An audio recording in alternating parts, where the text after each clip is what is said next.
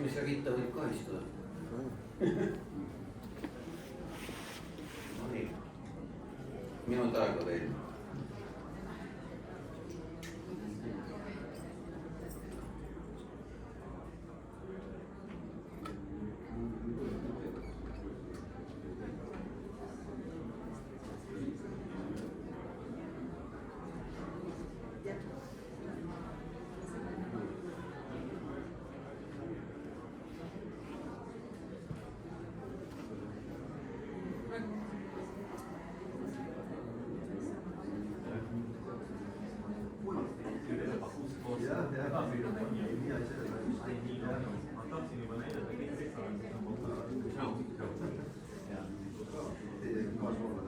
Ei ole. Ei ole.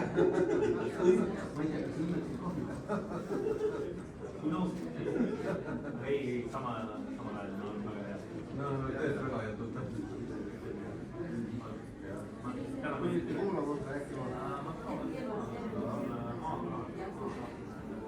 Nii, ma ei tea, pane siit poolt ust kinni, mitte sealt poolt. Igatahes ongi 10:15, nagu on lubatud. Võtangi enda julgustelt kokku ja hakkangi teile rääkima.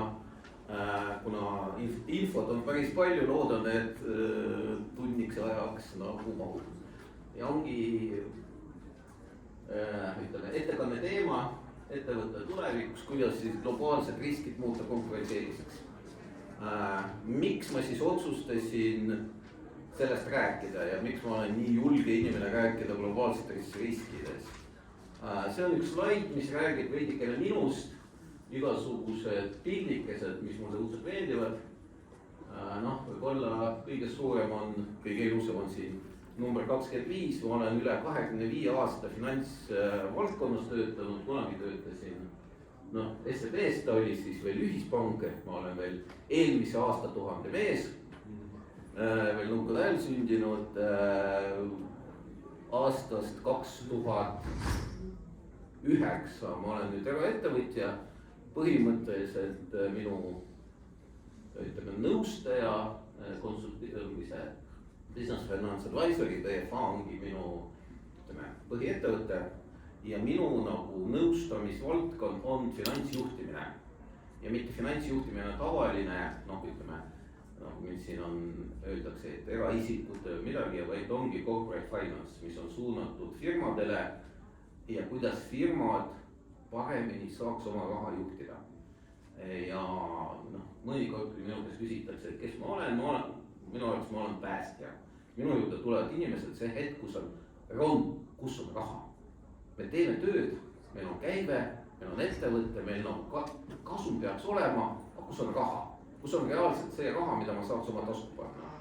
Kus on see koht, kus tekivad täiendavad kulud, mis ei võimalda ettevõttel kasvada ja lõpuks omanikul hästi elada. Omal ajal ma olin veel, seal on EVA, on väikeste keskmiste ettevõtete assotsiatsioon, see on Eesti suurim ettevõtlusassotsiatsioon üle 6000 liikme, ma olin seal juhatuse liige 4 aastat ja volikogu liige 6 aastat ja ma tean sellest väikestes ettevõtetes nagu päris palju, mis on ka vahepeal, mis siin on, see number on vale, peaks olema mingi 220 esinemist meedias viimase 5 aasta jooksul, 1300 inimest, kes on käinud minu kursustel finantstarkust nagu erinevalt viisi õppimas. Ja võib-olla parim võib $50 million ehk see on kusjuures ehte raha Zimbabwest, kusjuures suurem oli veel 100 miljonit, 100 miljardit kõige suuremad, aga see on umbes see hulk raha, mida siis minu kaudu ettevõtjad on mingit raha saanud. Ja nüüd vastus küsimusele, miks ma julgesin geopoliitikast rääkida, kuna meie teema on ju globaalsed riskid, konkurentsieelis ja globaalsed riskid on de facto geopoliitika. Et ma olen Eesti Rooma klubi liige, mind tõsiselt väga huvitab geopoliitika, kuidas siis maailma poliitika ja majandus on seotud geograafiaga ja ta tõsiselt on sellega seotud. Lisaks ma õpin veel, otsustasin võtta 3. magistrikraadi teha, praegu õpin Tallinna Ülikoolis riigi juhtimisest ja see ka annab nagu aru saama, kuidas siis globaalsed riskid mõjutavad Eestit. Aga nüüd ma küsiks teie käest, näiteks teile ühe slaidi. See on 2019 laulupidu, kes mäletab? Kuidas oli? Mõnus aeg oli? Mõnusam. Aga mis siis juhtus selle 5 aasta jooksul? Koroona, kõik. Ukraina kriis. Aga nüüd järgmine slaid.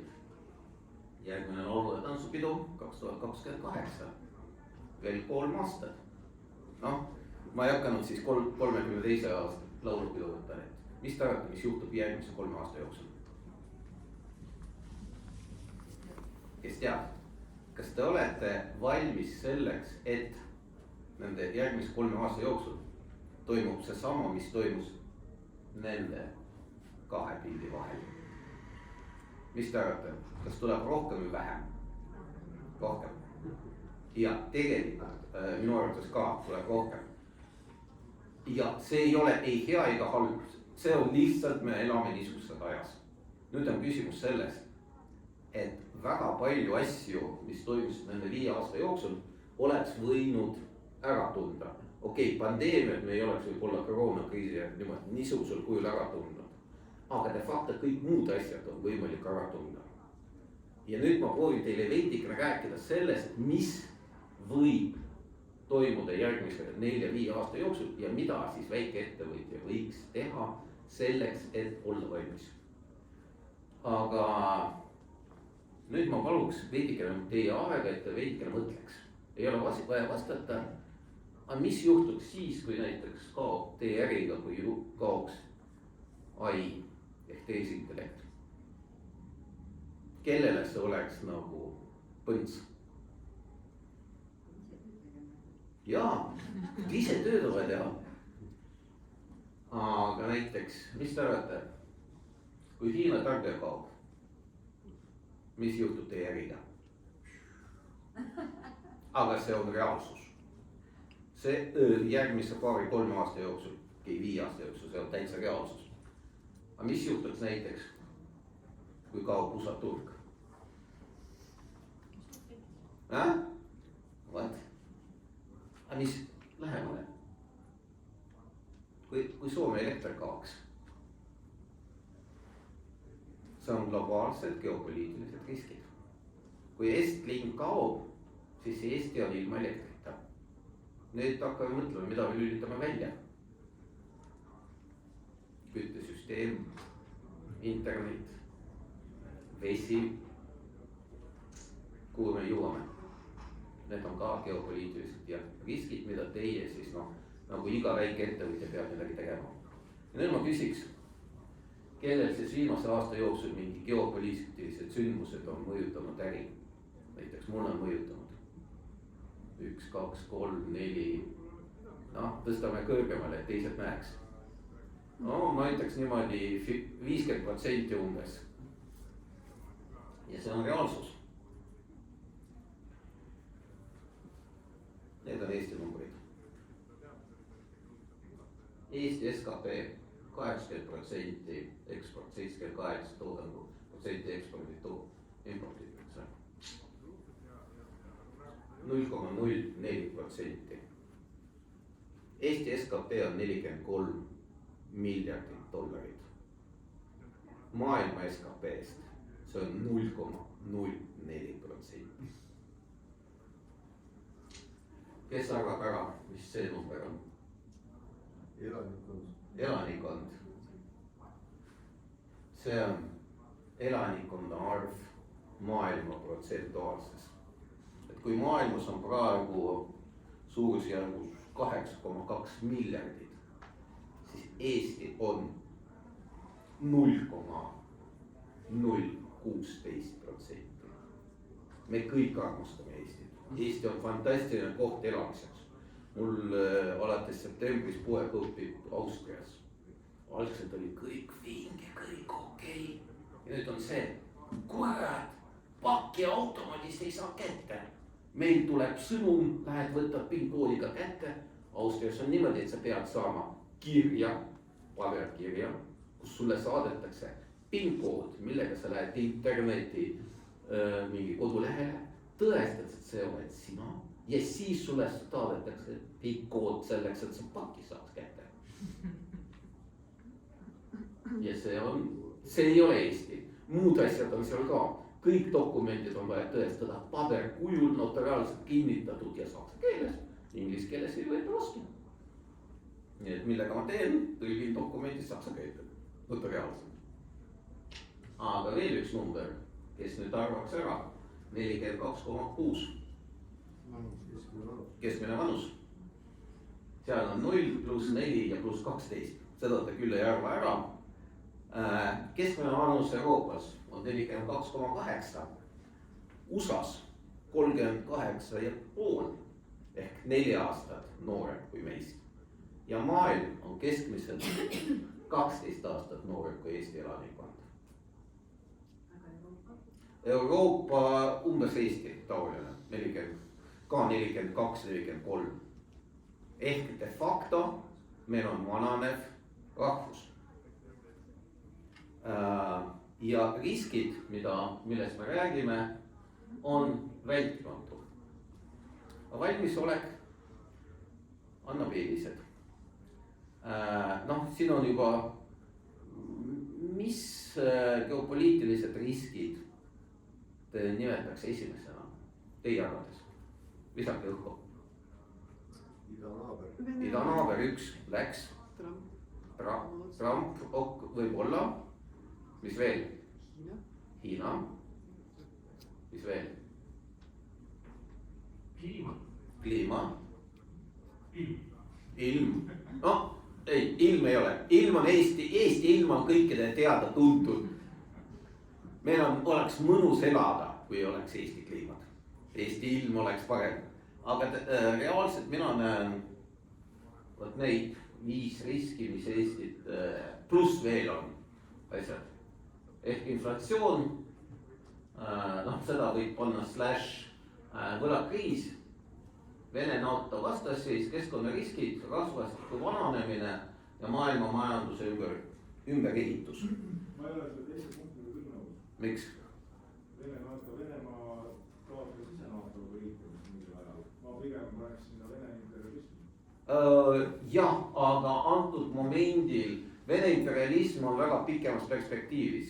See on olnud väga ajalooline probleem. Ja, aga kui me räägime 3 aasta perspektiivis, see on päris suur tõenäosus. Kui niimoodi veidikene kõrvale kalduda, juhul kui Hiina otsustab rünnata Taiwanit, siis on umbes 40% tõenäosus, et samal ajal Venemaa ründab ka NATO-t ühel või teisel moel ja meeldib see meile mitte, aga Eesti, Läti on kõige suurema löögi all. Ma ei ütle, et siin tuleb rünnak nagu Ukrainas, aga Narva vabariik võib tekkida või midagi muud võib tekkida ka. Siin on erinevad, stsenaariumid ja mitte keegi praegu ei saa öelda, mis toimub. Sellepärast ma täna õhtul esinen Narvas umbes samasuguse ettekannega, aga veidikene rohkem nende riskidest. Ma olen seda ettekannet teinud augustis, septembris ja nüüd oktoobris. Ja iga kord ma pidin muutma seda presentatsiooni, sellepärast sündmused, mida ma tol hetkel augustis ütlesin, et võib-olla juhtuvad, septembriks juba juhtusid. Nüüd seda, mis ma rääkisin, et septembris võib-olla juhtub, oktoobris nad on juba toimunud.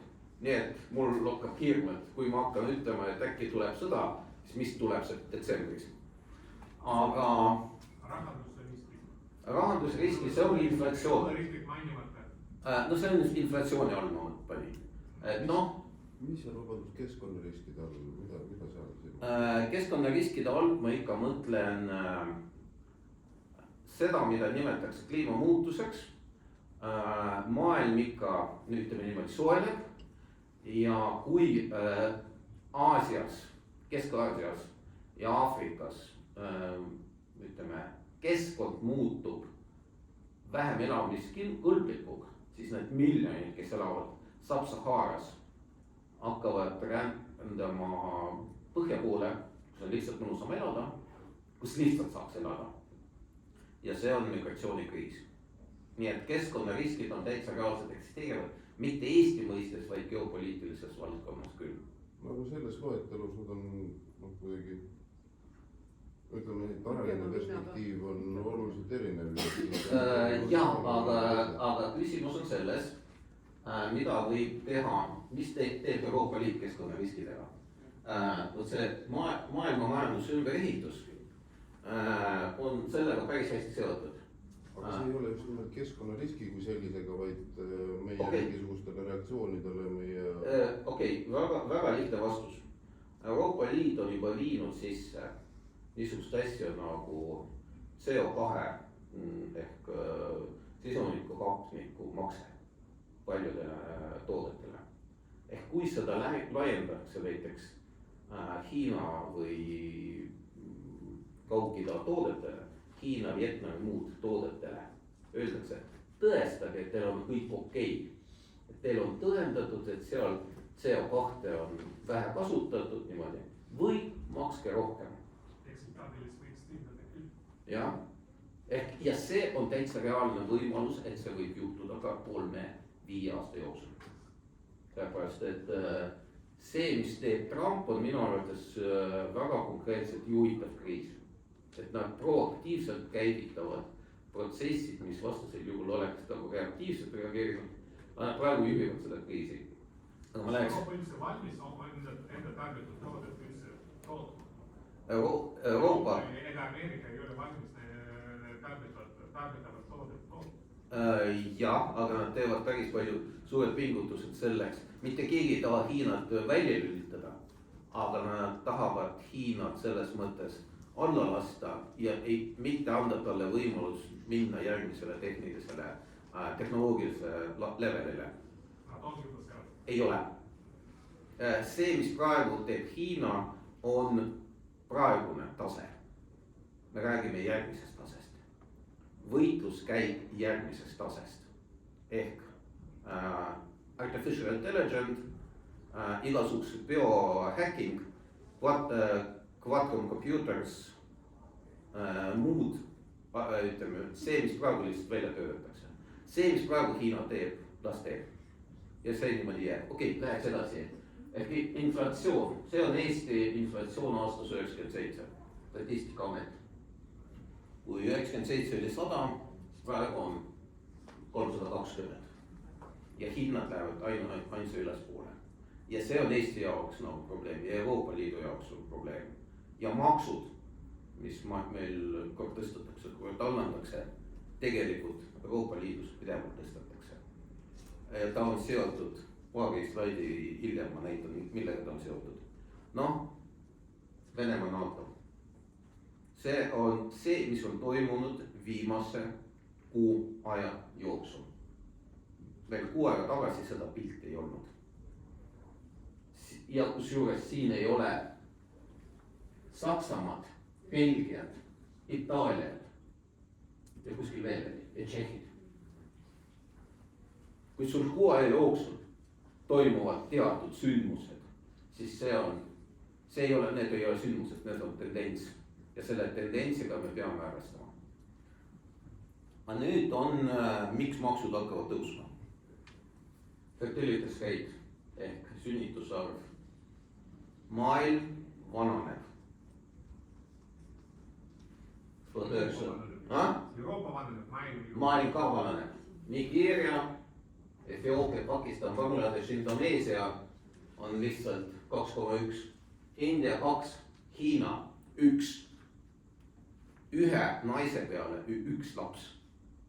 See tähendab, et sajandi lõpuks hiinlasi on 2 korda vähem kui praegu.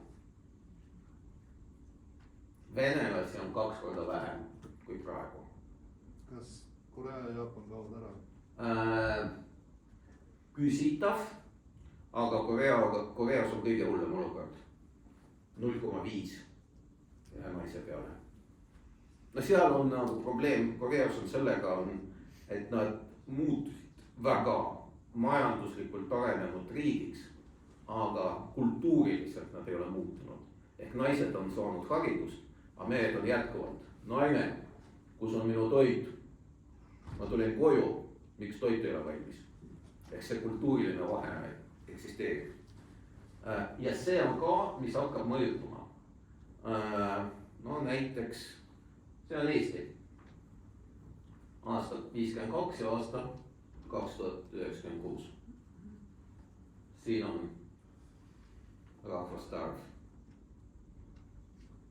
ja kui see on väga kaugel, siis aasta 2025 ei ole nii kaugel, 25 aasta pärast. või 27. ja mis on oluline, on see, et lapsi on vähem ja pensionäre on palju. ja see on geopoliitiline risk ettevõtjatele, mida te. vabandust, mis see Eesti aastaarv, see on 2052? 52 ja siin on 96.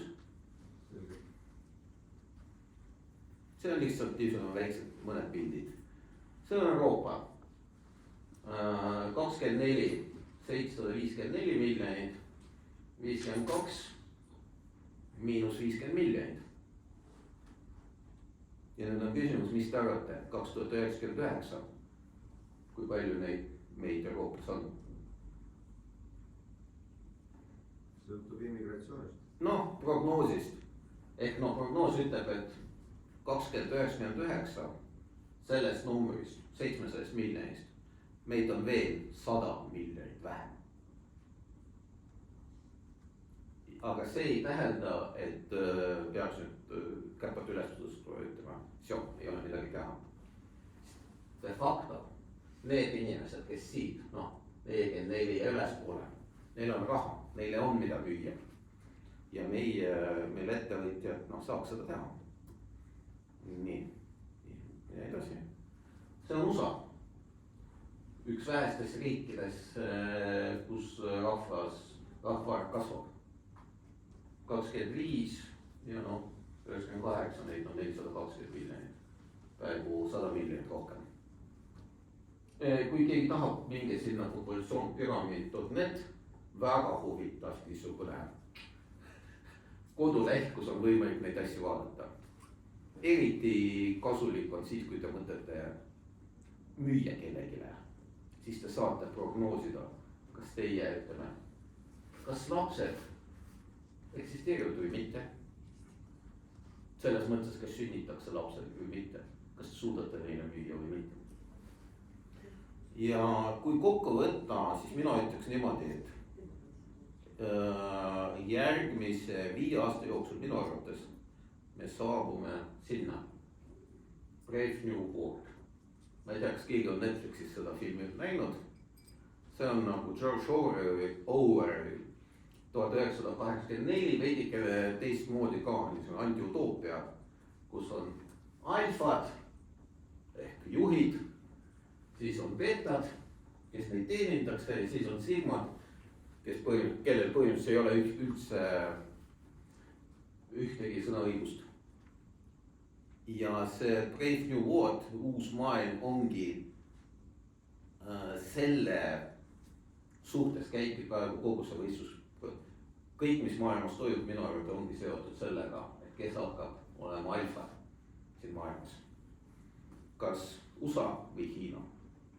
teist varianti ei ole.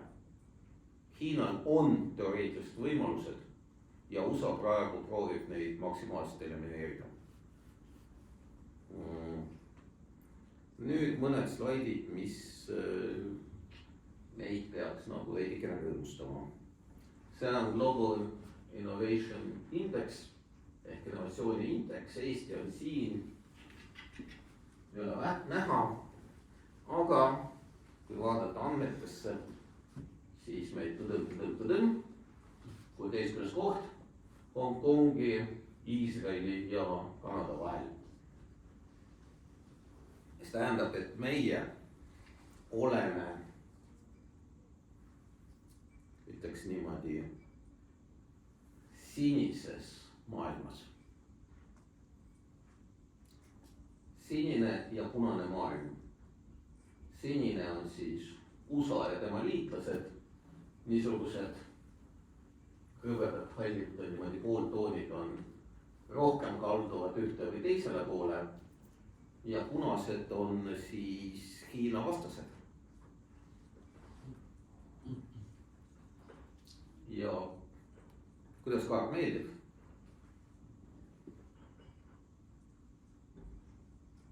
Ei ole uus. Ei ole uus. Ja Afrika kohta on tõesti alles täiesti halb. Afrika kaupleb Hiinaga rohkem kui USA-ga. ja Miks kogu Afrika on siis halb? sellepärast, et nende väärtus geopoliitilises mängus on 0. Sellepärast, et mängib mitte rahvaarv, vaid rahva ostuvõim ehk võimalused. Näiteks punane ehk Venemaa, Hiina, siin on niimoodi kaasavad riigid. Nende kogu SKP on umbes 20 triljonit eelmise aasta andmetes. Eesti SKP, nagu ma ütlesin, on 43 miljardit. See, et me siin kohvi teisele müüme 7 euroga ei tähenda, et me mitu korda külmad kui Afrikas. Ja ma olen teiega nõus, aga sinised on 60, ütleme, Ameerika liitlased on umbes 60 miljardit, triljonit, sorry. Nüüd küsimus on selles, miks ma ütlen, et ostujõud on tähtis. Sellepärast, et praeguse maailmas ei ole probleem tootmises. Seda pudelit on võimalik toota ükstast kõik. Kus? Eestis, Hiinas, ma ei tea, Vietnamis, Namiibias, ükskõik on. Pudel on lihtne näide. Okei, arvuti. Arvutid on ka võimalik toota Euroopas, Hiinas, kus veel ütleme, Indias, Brasiilias. Olete nõus? Nüüd küsimus on selles, mis hinnaga ma saaks seda müüa? Ükskõik mis, Ei. kui laenuga seda vormistada või järelmaksuga, siis ükskõik mis. Ei, selles ongi asi. Sellepärast, et kui afriklastele anda sama suur laen, siis ta ostab sama suure hinnaga nagu eurooplane. ma olen nõus, et kui anda, aga nüüd küsimus on selles, vabandust, personaalne küsimus, palju teie keskmiselt teenite, üle, ma ei tea, 1500 või alla? Täpselt sinna. 1500. Ehk põhimõtteliselt, kui teie tulete ostma arvutit, 3-4 kuuks teile anda järelmaks suurusjärgus 400 eurot kuus, 300 eurot kuus 5 kuuks. Täitsa okei. Ma tean, et te suudate seda maksta. Nõus? Nüüd on, kujutame ette, et meil on mingi Mugabe siin, sorry, ma ei tea, kes elab rahvuslik demokraatlik vabariik Kongo. Ma ei mäleta, palju seal on peaaegu 300 miljonit inimest. Keskmine kuus sissetulek 200 eurot. Kas ma annaks talle laenu 5 kuuks, et ta ostaks endale arvuti? Loomulikult mitte. Siin ongi see sama olukord, et ma jooksen veidikene ette, aga väga hea küsimus. Mida tumedam värv, seda suurem sissetulek per inimene. Siin on see SKP, PPP ehk per person, siin on majanduslikult veidikene ümber arvestatud. Aga küsimus on selles, et kui on sissetulek sul per naase 1200 aastas, kuskil siin $1000 per inimene, siis ta tahab ellu jääda. Ta ei osta endale arvuti, ta ei osta seda pudelit, kui ta tahab. Ta ei lähe kohvit ostma 3 eurost, täpselt tal on vaid perekonda toita. Ja nüüd ongi olukord, et toota on võimalik, kes on kõik kuhu. Küsimus, kes ostab. Nii, ma läheks veidikene tagasi. Kas siin Leedu on tõepoolest teises värvi kategooris? Vaata, siin on see, et see on PPP ehk ta on ostujõu kohandatud. ehk see tähendab seda, et kui Eestis juuksur, kohvi maksab 3 eurot ja Leedus maksab 2 või juuksur Eestis maksab, ma ei tea, naisterahvad ütlevad, ma ei tea, 30 eurot ja Leedus 20, siis sama sissetulekuga inimene Leedus saab veidikene rohkem osta. Ehk siin on matemaatilised niisugused arvestused. Vastasel juhul ei ole, sa ei saa võrrelda, ma ei tea, ameeriklast ja ma ei tea, hiinlast, sest Hiinas on asjad oluliselt odavamad. Ja tuleb nagu välja, et okei, ameeriklased on siin, hiinlased siin, aga sa pead võrdlema ostujõud. leedukad ja poolakad naljad. Jaa, leedukad ja poolakad saavad, kuna neil on, Poolas on oma slot, Poola slot ja hinnad võrreldes Eestiga on veits madalamad. Niimoodi, ostujõud on suurem. See eksisteerib. Nii, ja see on siis vastaseis. Aga miks ma ütlen, et järgmised 3-4 aastat on väga dramaatilise tähtsusega, on vot see slaid. Seda tegi mulle ChatGPT, sorry, proovisin teda ilusamaks teha, siis ta läks ulliks. Ehk see on rahvuslik rahvakasv, 1700 alates 1750 ja noh, siin ongi need 2,3 miljardit kuskil siia poole. Allpool, ütleme, räägib sellest, mis on jooned. Need on maailmasõjad. See on 7-aastane sõda. 1758-1763. Esimene maailmasõda, mis tegelikult toimus maailmas. 4 kontinendil Euroopa riigid mändasid niimoodi, et karja appi. Ja samal ajal on leiutatud aurumasin ja kudumismasin. Ja see andis tegelikult arengu tööstusele. Mis toimub järgmine? Siin on põhimõtteliselt Ameerika kodusõda, Prantsusmaa ja Saksamaa sõjad, veel muud. Ka maailm raputas, oli tohutu raputatud sel vahemikus. Leiutatud telegraaf ja fotograafia. Plus veel loomulikult midagi. Esimese maailmasõja lennukid, autod. Teine maailmasõda, penitsiliin ehk meditsiin ja aatomipomm. Külm sõda, internet, personaalsed arvutid. Ja mis meil praegu siin on? Jälle midagi uud. Robotid ja tehisintellekt. Jah. Kui sa selle ChatGPT või AI lased selle teha, selle graafiku, et mis see küsimus oli tal? Mis see prompt oli? Ei, prompt oli väga konkreetselt kirjutatud, joonista mulle niimoodi, et nii. Ja mis oli? Täpselt, mida me näeme? Me näeme seda, et iga kord, kui maailm muutub, kui maailmas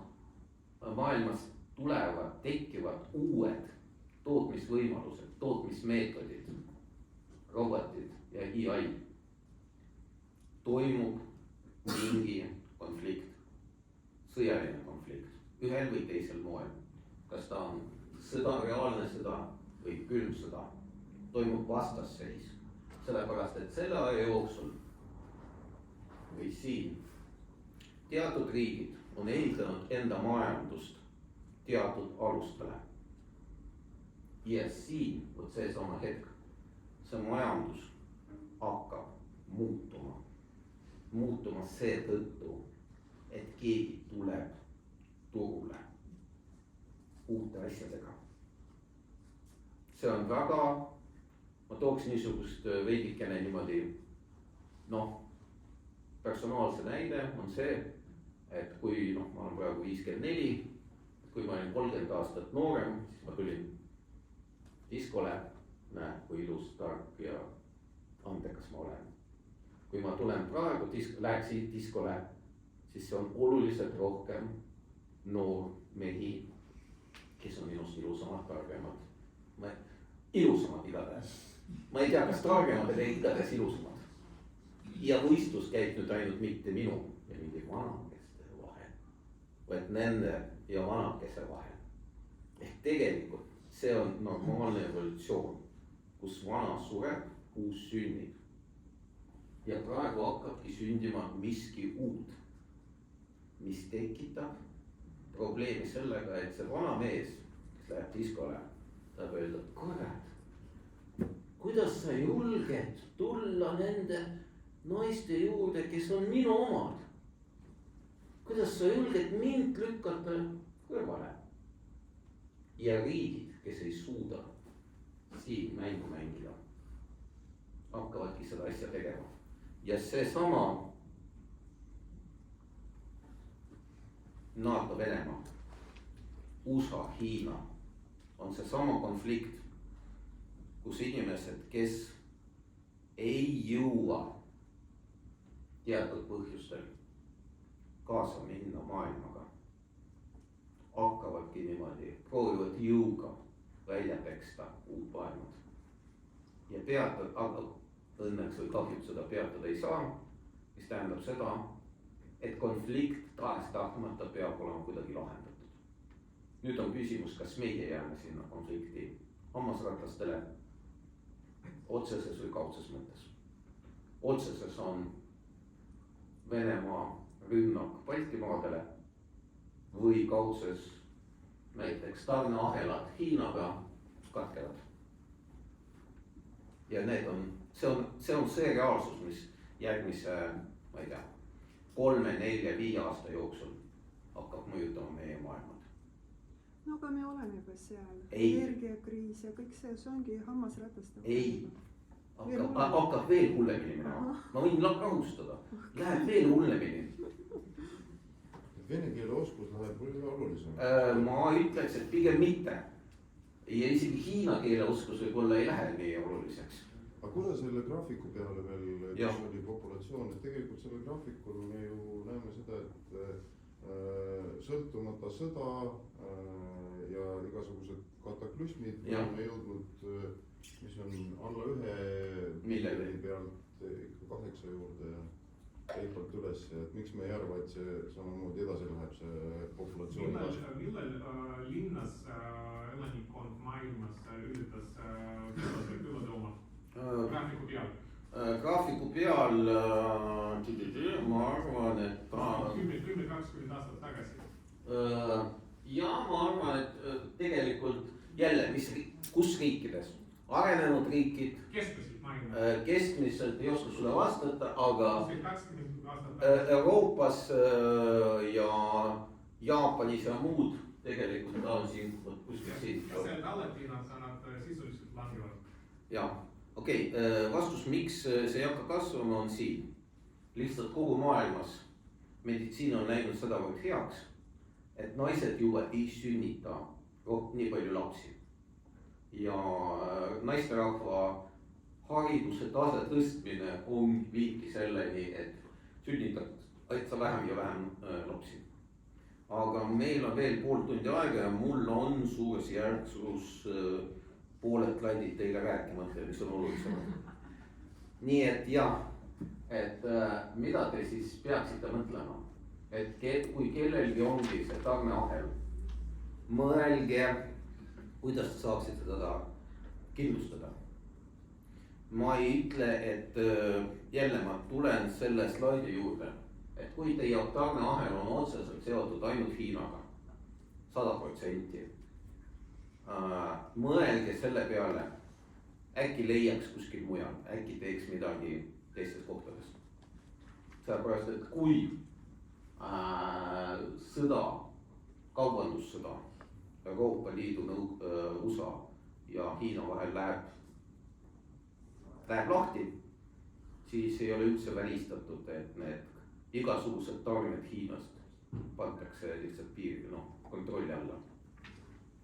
Ma ei ütle, kõik näidud viitavad sellele, et Hiinas võib tekkida probleem ka tootmisega.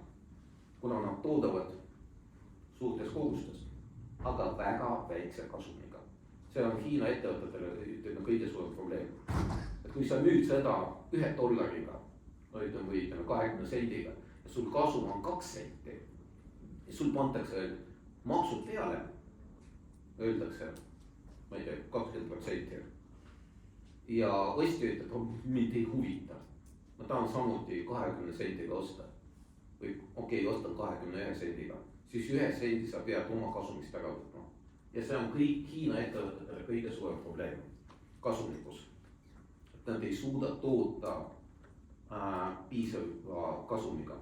Nad suudavad toota väga odavalt, aga kasumit seal ei ole. nii et mina soovitaks teile, et kui vähegi on, valige tarnijad sinises plokis. okei, see võib olla kallim, aga jälle peab mõtlema, millest koosneb teie äri, mis on teie ärimudel. näiteks mul on üks klient, kes tegeleb sellega, et ta tarnib teatud asju, noh, ütleme logistikaettevõte. ja ta on de facto 97% tema käibest tuleb Hiinast. ja äri on väga hea, teenib päris hästi raha. aga ta saab aru, et kui Trump teatas, et nüüd tulevad maksud, siis tema käive USA-s 1 päevaga kukkus 3 korda. lihtsalt öeldi, et stopp, nüüd me vaatame, mis hakkab toimuma. ja kui sul on inimesed, siis mida sa pead tegema, kui sul käive kukub 3 korda. aga kulud jäävad samadeks. mingit lahendust leida. nii, finantsvastupidavus. jälle peaks nagu tegema.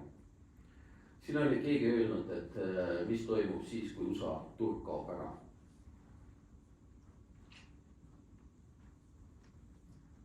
uudis 19 august.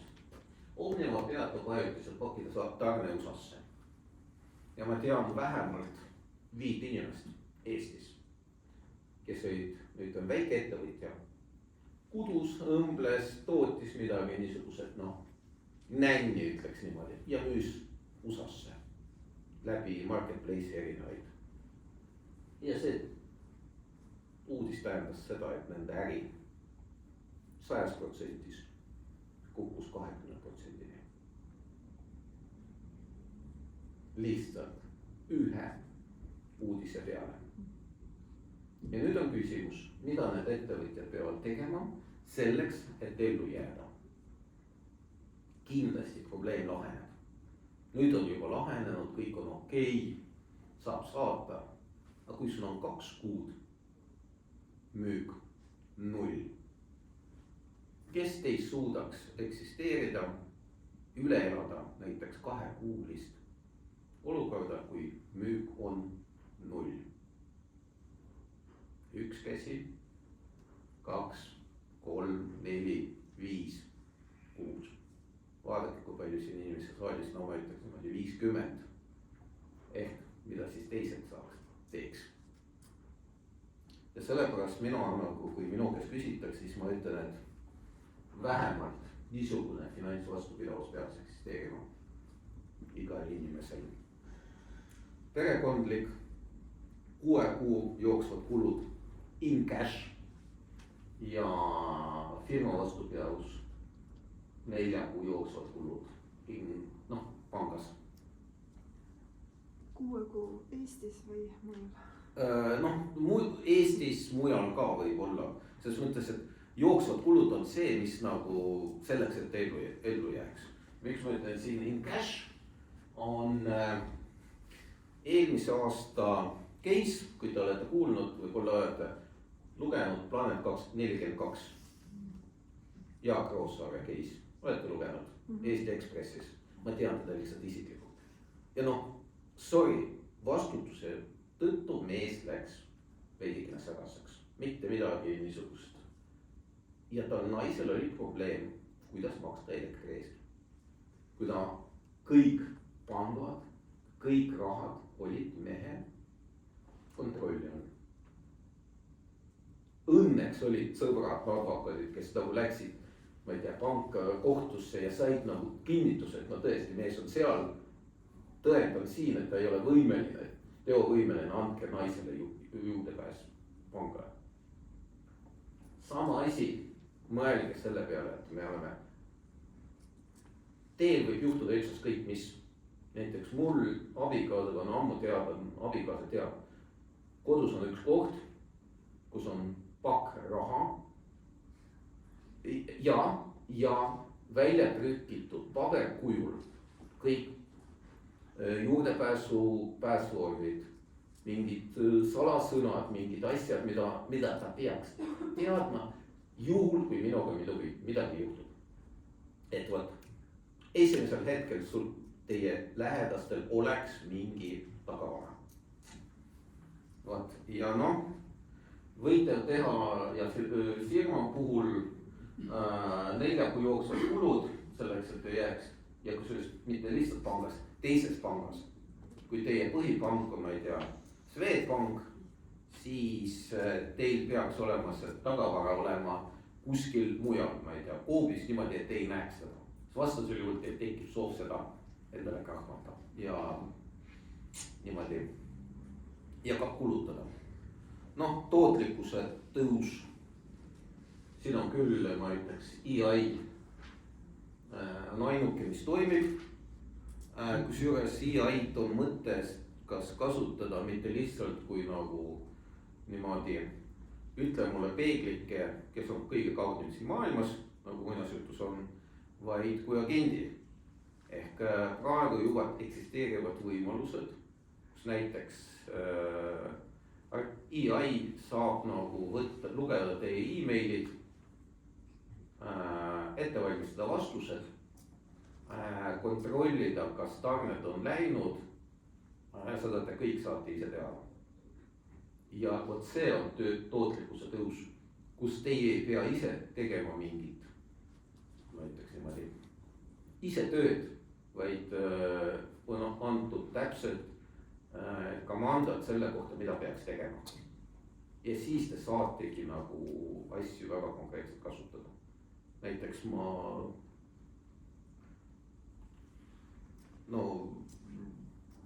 neid on võimalik vähendada ja see on nagu teine nagu päris pikalt rääkida siin võib, nagu mina kasutan neid suht palju. Näiteks mul EI loeb e-mailid ja koostab juba teatud vastused ja teatud asju lükkab juba teatud to-do listidesse, kus ma pean neid tegema. Ja sealt juba ma võin nagu väga konkreetselt niimoodi telefoni teel võtta ja öelda, et kuule, saada e-mail Tallinna ettevõtluspäeva korraldajale, et ma tulen see ja see aeg ja olgu seal see ja see. Ja siis ta paneb ise. Aga noh, see on teatud konstruktor, mida on võimalik kasutada. Ja igas ettevõttes ma arvan, et kuskil tootlikkus on võimalik tõsta 10-15% väga lihtsate liigutustega. Võite vaadata niisugust asja nagu N8N. See on see AI agentide konstruktor. Päris niisugune nõuab veidikene niimoodi pingutust ja uurimist, aga toimib päris hästi. Ja järgmine asi, mida ma ütleks, on see, et müüge väljaspoolt Eestit. Noh, ja müüge sinna, mis on sinine.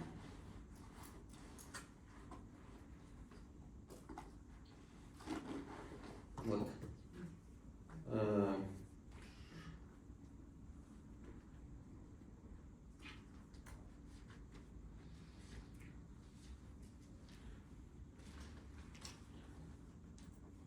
Kui homme on kriis, kaua peate vastu?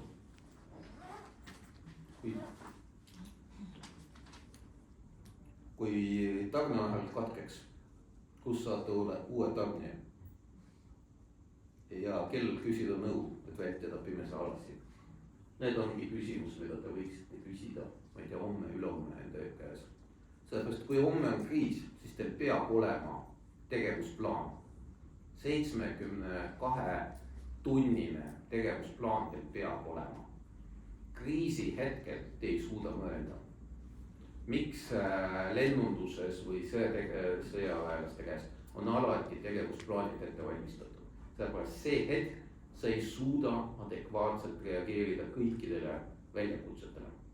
Kui sa valmistad ette tegevusplaani, siis sa oled 90% tõenäosusega jääd ellu. Kommunikatsioon näiteks, tarneahel katkeb. Mis juhtub? Te peate aru saama, kuidas te saadate kirja oma klientidele, kelle poole te pöördute selleks, et ükskõik mis hinnaga osta kaupa, et firma jääks ellu. Keda te võib-olla vallandate selleks, et vähendada kulusid. Kõik need asjad on vaja enne läbi mõelda. Sellepärast, et kriisi ajal te peate tegutsema ja te tegutsete. Ja te ei suuda väga rahulikult mõelda, okei, kas ma Matit vallandan või Peetrit. Sõltub sellest, kui oluline ta mulle on. See hetkel kriisi ajal te olete stressis. Et te peate mõtlema ette. Ja miks on kelle käes küsida nõu? Ja tegelikult minu kõige suurem imestus Eesti ettevõtete kohta võrreldes teistega on see, et Eesti ettevõtjad küsivad nõu konsultantidel see hetk, kui on jama käes. Samal ajal kui teistes riikides on tihtipeale see, et küsitakse nõud siis, kui kõik on okei. Inimesed valmistavad ette probleemideks ja tahavad aru saada, kuidas äri on võimalik teha paremini, kui on kõik on okei. Näiteks üks väga hea näide, mis mul hiljuti oli, on see, et üks ettevõte kasvab pidevalt niimoodi rahulikult, tükk. Joonistun siia.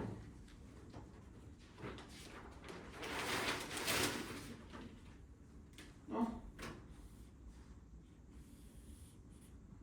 Ja kasv on umbes, niisugune umbes +10% iga aasta. Mõnus. Hakkasime vaatama aasta 1,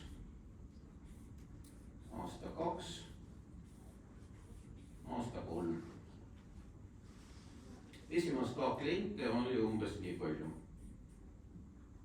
Teisel aastal neid oli kolmandiku võrra vähem. Kolmandaks aastaks veel vähem. Teise aasta klienti oli jälle pool. Nad jälle kukkusid. Kusjuures toode, mida müüakse, tarnitakse pidevalt. Ja nüüd, mis selle peal on? Et selle asemele toita klienti ja teha kordusmüüki, ettevõte kulutab raha selleks, et pidevalt otsida uut klienti endale. Nii et väga lihtsa liigutusega sa saad nagu olemasolevat klientide arvu lihtsalt üles tõsta, kordusmüüki teha. Ja kasv on oluliselt suurem ja kulud vähenevad. Kuna uue kliendi toomine turgu, ütleme firmasse on umbes 3-4 korda kallim kui vana hoidmine. Ja seda sa võid teha ainult siis, kui sul on kõik okei. Sellepärast, kui sul on kriis kuskil siin, siis sa ei mõtle analüüti, mis toimub. Sul on vaja ettevõtte päästa. Nii. Mina soovitaks teile siis niimoodi, et te peaksite ehitama endale infovälja. Kuna olukord on väga, ütleme niimoodi, infot on suht palju, siis ise mõelge infoväljast, keda te kasutate selleks, et aru saada, mis maailmas toimub. Ja ma soovitan teil lugeda nii sõpru kui ka vaenlasi. Ehk olukord ongi see, et kui sa loed sõpru, siis kõik on kas väga hea või väga halb ja vaenlased vastupidi.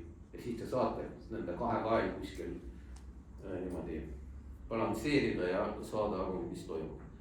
Kord kvartalis võtke endale mõtlemisaeg. Võtke aeg, kui te lähete kohvikusse, kus teil telefon on välja lülitatud, kus teil on paber ja pastakas, et te mõtlete, mida võiks teha. Nüüd on järgmine riskide haldamiseks, järgmiseks tegevuseks, et seda. Kuna me oleme kõik väiksed ettevõtjad, ma olen samasugune, siis jooksvaid küsimusi on seda palju, siis me lihtsalt ujume selles koos vooluga, mis on ja me ei saa aru, kuhu ta meid viib. ongi vaja kord kvartalis vähemalt peatuda hetkeks, vaadata ringi, mõelda, mida võiks teha teistmoodi. Mõnikord mina teen seda, kord aastas näiteks lihtsalt 2-3 päevaks sõidan lihtsalt ära ilma arvutita, ilma telefonita, kell on ainult selleks, et kui mingi ühendus oleks. Ja lihtsalt olengi 3 päeva kuskil kuudis üksinda ja mõtlen sellest. Esimese päeva lõpuks on niimoodi vabadus, mitte midagi tegema ei tea. Teise päeva lõpuks võiks midagi teha. Ja ma ei tea, 3., 4. päevaks hakkad mõtlema, mida võiks teha teistmoodi. Sa pead lihtsalt rahunema ja vaatama sellele, mis toimub niimoodi teatud teistmoodi pilguga. Ja see nõuab lihtsalt rahunemist. Palgata konsultandid siis, kui on kõik korras, firma riskikaart ja plaan B. Plaan B peab olema nii firmal kui ka eraisikul, siin praegu Eestis. Selleks, et teada, kuidas toimetada. Ja kui me räägime riskikaardist, siis mina soovitaks teil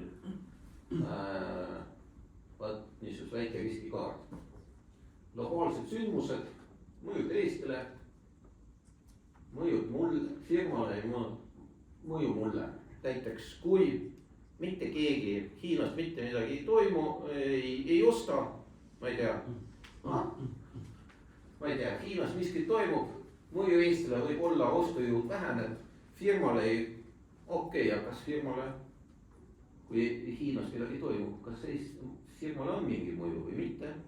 Äkki minu kliendid ei osta, äkki mulle on, või vastupidi, kui tarned on ainult Hiinast, siis mida see tähendab firmale ja mis tähendab mulle? Ongi lihtsalt kirja. Ja siis võiks teha järgmist asja. Riskiskoori iga asja kohta. Sündmus, jälle seesama suur, väike, keskmine mõju. Kusjuures üks näinis, siin te saate panna, ma ei tea, 10 põhjust, 10 sündmust, mis võib juhtuda, 10. Aga küsimus on selles, kas kõik on teie jaoks olulised. Ja selleks, et aru saada, mis on kas olulised või mitte, on siis panetigi ja näiteks niisugune riskiskoor. Tõenäos, kas juhtub või mitte, 1-5 täitsa nii, nagu te ise tunnetate. Tundub teile, et tuumasõda ei tule ja siis ikka 1. Ja kui te loodate selle peale, siis panete 5. Ükskõik, kuidas te tahate. Ja siis järgmisena on see vastutaja, sammud, tähtaeg. Ja tähtaeg on see, et mis päevaks see peab olema valmis tehtud. Mitte siis, vaid praegu, mis sammud on ette valmistada. Kui see risk on teie jaoks oluline. Nii, ja ma näiteks veel ühe slaidi, et kui te tahate midagi geopoliitikast lugeda, siis mina soovitaks Raivo Vare Eestist ja George Friedmanit, seal on ka koduleht USA-s. Nad on minu arvates kõige vingemad mehed. See mees nõustab Valget Maja, Pentagoni, CIA-d. Tal on üks fantastiline raamat The Next Century, Next 100 Years, erinevad. Järgmised 100 aastat välja antud 2009, ma lugesin seda 2010 ja siis minu mõte, kui ma lugesin, oli, et kurat, mida see mees suitsetab. Kui ta kirjutas, et 2009, et Venemaa ründab Ukrainat. Mõtlesin, et ei ole võimalik. Mees midagi suitsetab. No kuidas on võimalik? Ja võtan nüüd praegu 100 raamatu, et saan aru, et kurat, kõik on õige. Kas tähendab prognoosid, seal on kuni sajandi lõpuni on nagu prognoos sellest, mis maailmas võib toimuda. Mis siis Eesti kohta oli? 2 varianti tegelikult, seal on niisugune passaaž, mis mul jäi igaveseks meelde, et ütles, et kujutada ette Vene tangid Tallinnas, Varssavis ja Berliinis on sama, tõenäoliselt on samasugune kui Eesti tangid Sankt-Peterburis. Siis tegelikult de facto siin võib kukkuda nii siia kui ka sinna. Venemaa võib tulla siia pigem juba vähema tõenäosusega, aga kui hakkab toimuma Venemaa lagunemine, siis ma ei tea, kas Eesti tahab St. Peterburi enda käppa alla võtta. Jätame äkki soomlastele. Vot. Ja siin on minu kontaktid. QR-kood viib LinkedIni. Kui tekivad küsimused, mõtted, soovid hinnata ettevõtte nagu riskitase ja üldse parandada finantsdistsipliini ettevõttes, olen valmis. Nii, 1 minut küsimustele. On küsimus, jah. Tegelis korteri Narvas tuliks müüa ja siis teine kodu osta Portugalis ja lisada sinna auto. Üks variantidest, see on plaan B, kui teil on võimalik. Narva, palju tarvis Narva investeerida? Vaata, kui see oleks veel paar aastat tagasi, ma ütleks, et pigem jaa, ei ole mõtet. Praegused sündmused võivad viia selleni, et see frontiir Venemaa ja Euroopa vahel lähebki mööda Narva jõge. Ja seal hakataksegi elama inimesed, kes niimoodi binoklitega vaatavad, mis seal idas toimub.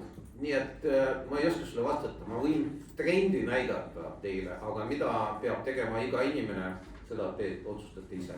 Ja? Sinu prognoos praeguse kriisi lõppemise?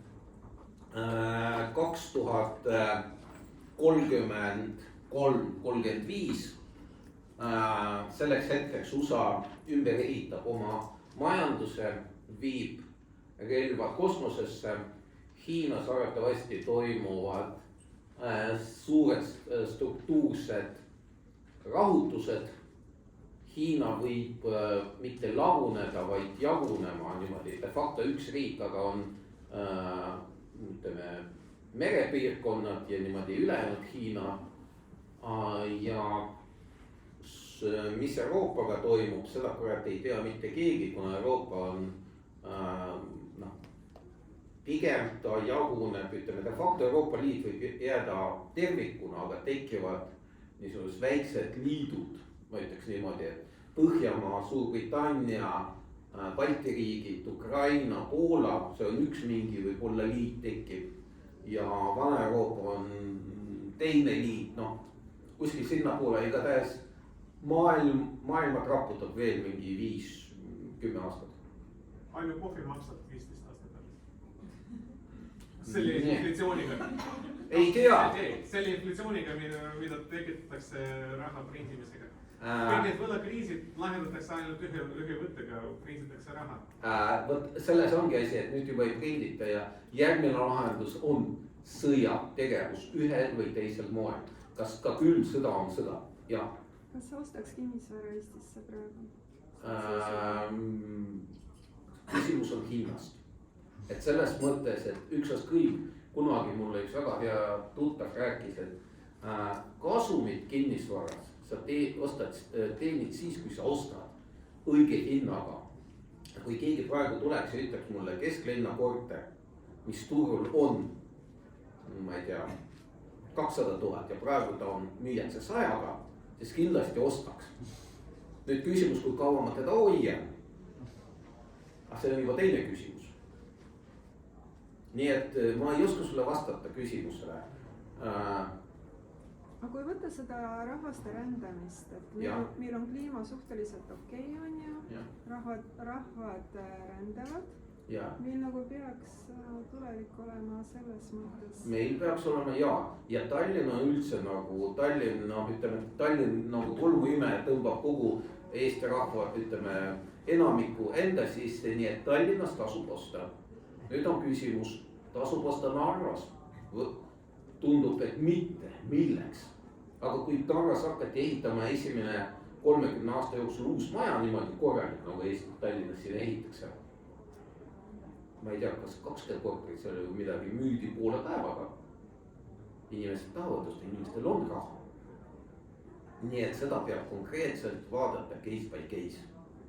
Plaan B võib olla, kas on vaja konkreetselt osta endale maja Itaalias või Hispaanias. ei tea, sest mul on päris palju tuttavad, kes on Hispaaniast tagasi tulnud Eestisse, et nad ei suuda seal elada. noh, konkreetne case, tuttavaga lähme, ma ütlen, okei, võtaks takso, noh meil punktist A punktis B, firma kaardiga nagu võib minna, kuna see on ärikulu. mees, kes on 20 aastat elanud Hispaaniast, kurat, Hispaaniasse ei tohi mitte ühtegi kulu panna niimoodi sõitu või arvut või mitte midagi kuludesse. vastasel juhul tuleb maksuamet ja hakkab sind eelistama. eile rääkisin Leeduka tuttavaga, ta ütleb, et Leedu maksuamet võib väga lihtsalt tulla ja öelda, et mul on siin probleem, teie kahtlused, äkki teie petate meid. mida teeb Eesti maksuamet? ettekirjutus, esitage dokumendid, kõik on okei. Leedu maksuamet konto kinni, põhimõtteliselt dokumendid ära võtta ja siis hakkame uurima. oi, teil firma jääb niimoodi pankrotti. ei ole meie asi, me uurime. nii et veel küsimused? või Hiina laguneb ennem kui Venemaa. vaata, ma ütleks, et laguneb, aga seal tekivad sisepinged. ennem kui Venemaa. ei oska vastata, vaata, seal on need asjad on nii inertsed ja samas nad võivad ühe hetkega toimuda. et vaata, püramiid, see House of Cards nagu ta võib seista ja võib laguneda. aga tähes, aitäh ja ma loodan, et oli huvitav. aitäh, tõesti väga kasulik. ise kasutad, et ta meilidele vastab. ma olen proovinud sellist, aga. ma ütlen, et mul on näiteks seesama. siin asja.